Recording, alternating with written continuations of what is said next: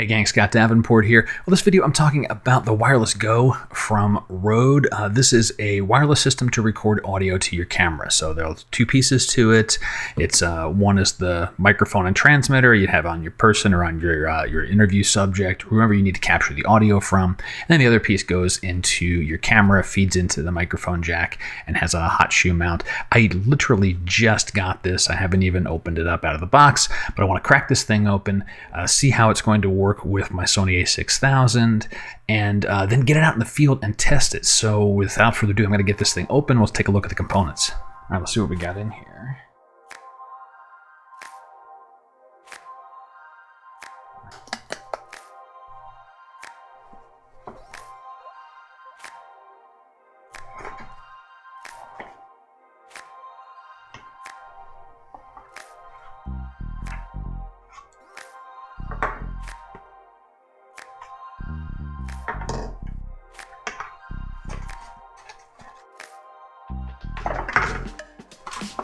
Oh, that's nice. So that's the carrying case for them.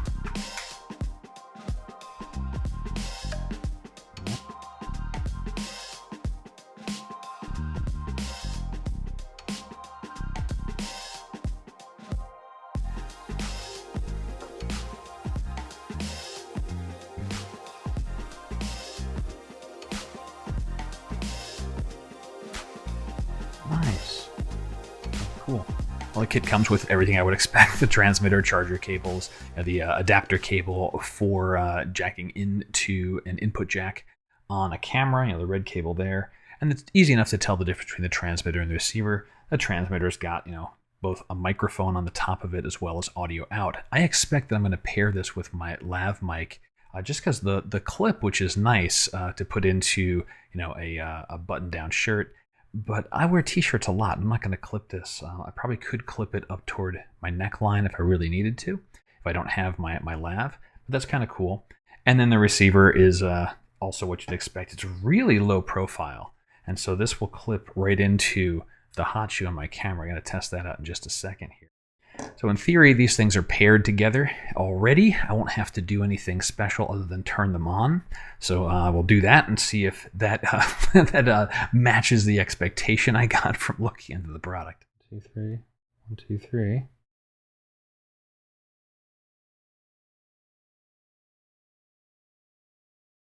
Looks like we're good.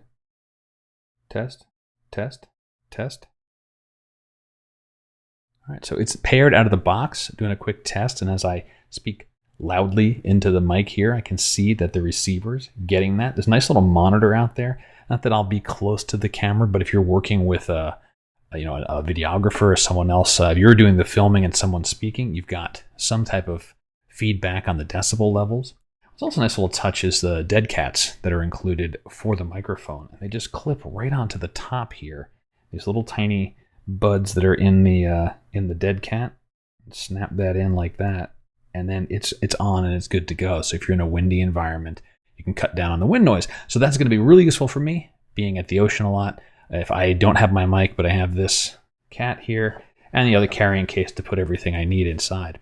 So now I want to see about fitting this onto my camera, see what that looks like. I'm particularly curious to see if the slim form factor helps me with my flip-up screen on the a6000, because I know that's going to be a challenge, and I've got some options to me if this is going to be too obtrusive for the flip-up screen. So let's check that out. All right, so the receiver slides right into the hot shoe, just as advertised, and the clearance on the back isn't too bad. So it's very slim, and that's a positive, because this is the part that I'm really concerned about. It's going to be the flip screen. So the way the flip screen comes out, and then it's going to rotate up.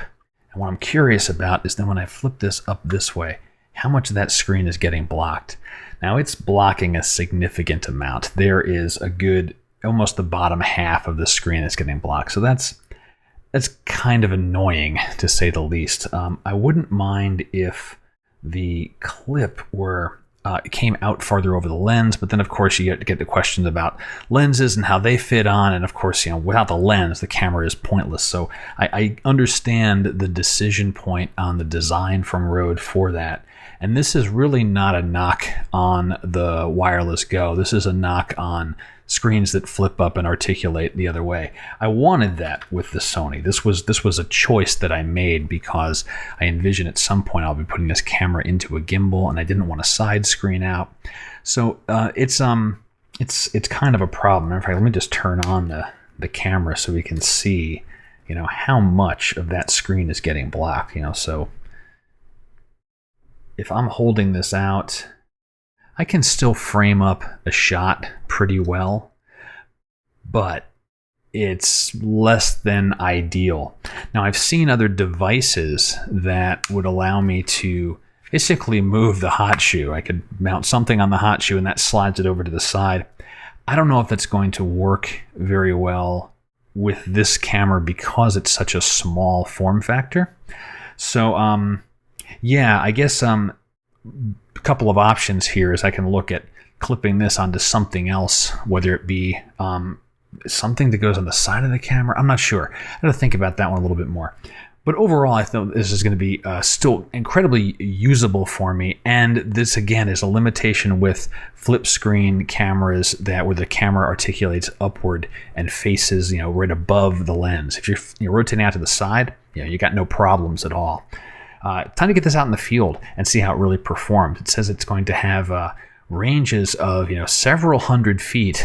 Since I'm a one-person show, I don't imagine me being too far away from my camera. There's a safety concern. I don't want to scooping up my gear and running off while I'm half a mile down a beach or something like that. So yeah, it's time to get this out there and try it out.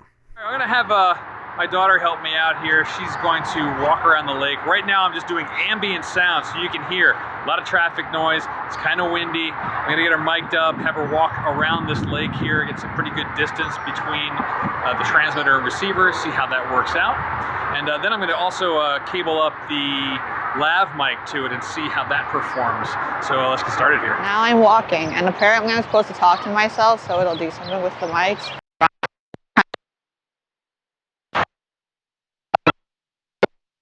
I'm gonna keep walking and pretend that I'm apathetic. I don't care about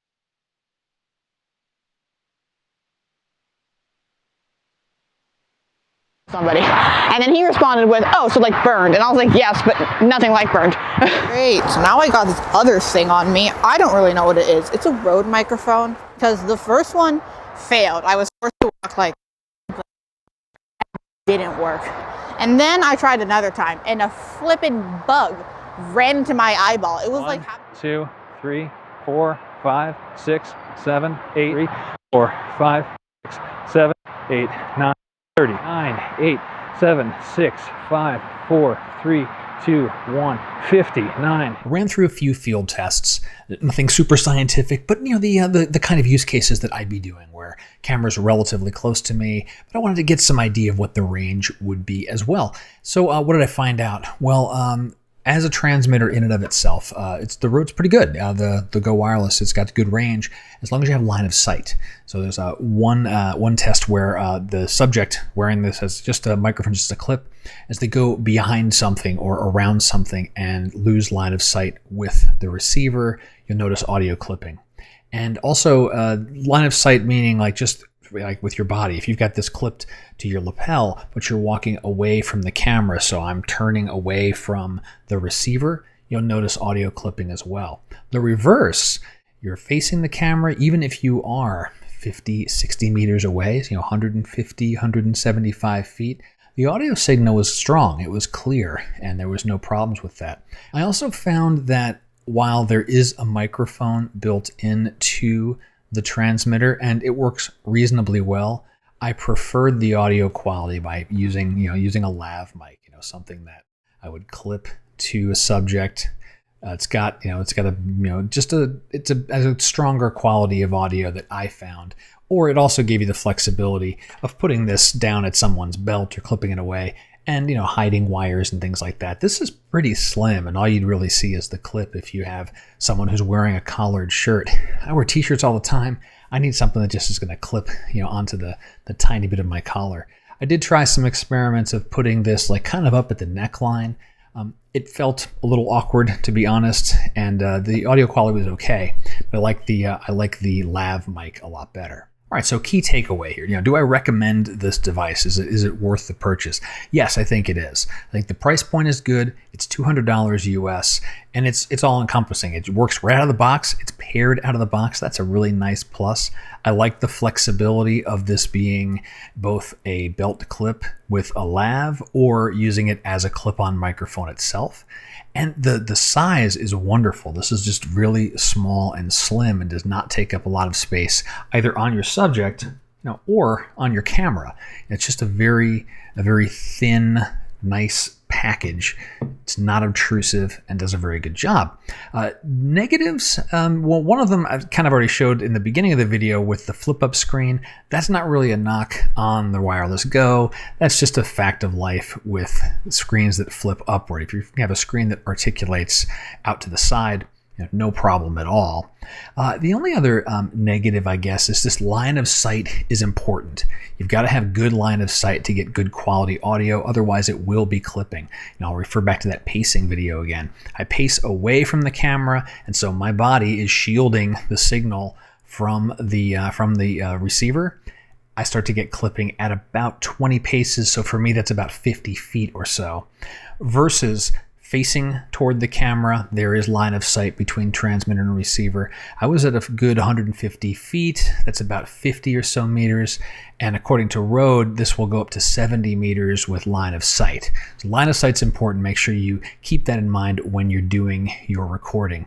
And otherwise, I like the audio quality. It cleans up nice in post. All in all, I'm very happy with the purchase. I'm looking forward to putting it to use again. Hope you found this video useful, and if you got questions or comments, drop them in the below the video in the comments area. And until next time, my name is Scott Davenport, and happy shooting.